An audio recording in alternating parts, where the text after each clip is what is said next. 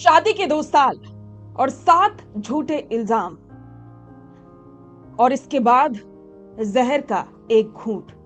पति तड़पता रहा और पत्नी पास में ही बैठकर उसकी अंतिम सांस तक इंतजार करती रही कि आखिरकार कब उसकी सांसें थमेंगी और वो अपना ड्रामा शुरू करेगी। जयपुर की ये क्राइम स्टोरी वाकई में दिल दहला देने वाली है, जहां पर महेश मीणा नाम के एक युवक की उसकी पत्नी ने हत्या करवा दी। प्रेमी के चक्कर में पत्नी ने ऐसी साजिश रची कि घर वालों को बिल्कुल भी अंदाजा नहीं था कि उसकी मौत की जो साजिश थी पूरी की पूरी उसकी पत्नी ने ही रची थी।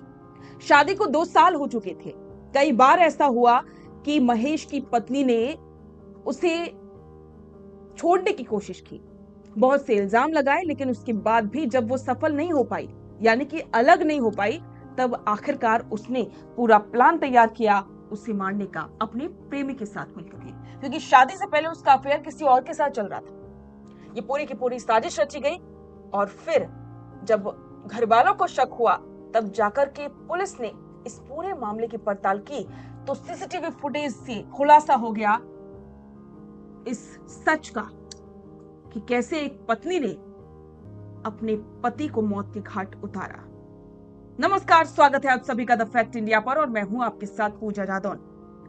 तो चलिए आपको बताते हैं इस कहानी की बिल्कुल शुरुआत से लेकर के लास्ट तक की पूरी जो कहानी थी वो क्या थी और किस तरह से ये साजिश रची गई, इसमें कौन कौन शामिल है और अब इसमें क्या कुछ कार्रवाई हो रही है। जयपुर में 15 दिन पहले हुई युवक की संदिग्ध मौत के मामले में पुलिस ने सनसनीखेज खुलासा किया है।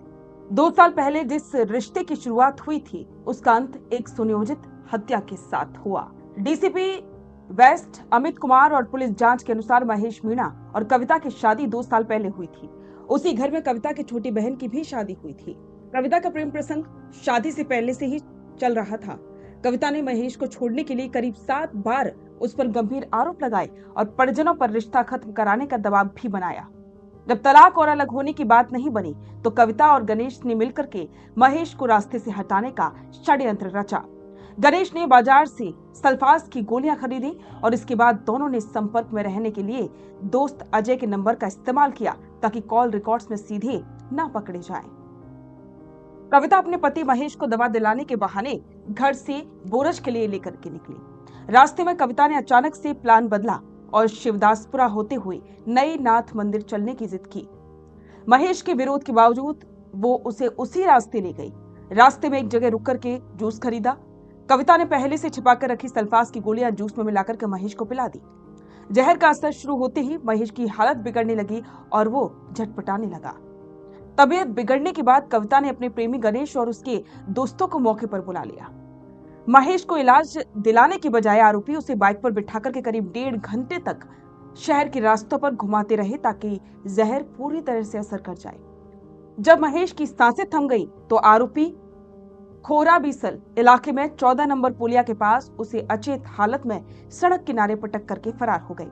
इसके बाद कविता ने परिजनों को फोन करके गुमराह करने की कोशिश की और कहा कि रास्ते में अचानक से महेश की तबीयत खराब हो गई है। अस्पताल ले जाने पर डॉक्टरों ने उसे मृत घोषित कर दिया।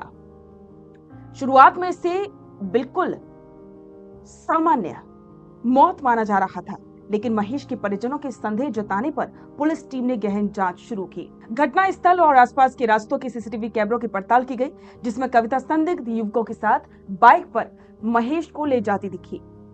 कॉल डिटेल रिकॉर्ड और मोबाइल लोकेशन ट्रेसिंग के बाद पूरे नेटवर्क का पर्दाफाश हुआ। पुलिस ने घेराबंदी करके पत्नी कविता और प्रेमी गणेश मीणा को हत्या की धाराओं में गिरफ्तार किया, जबकि अन्य सहयोगियों की भूमिका की भी जांच जारी है।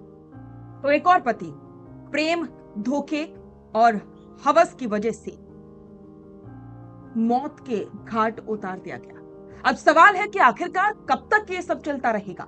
जिस तरह से लगातार पत्नियां अपने पतियों को निशाना बना रही हैं, वो वाकई में सवाल खड़े करता है।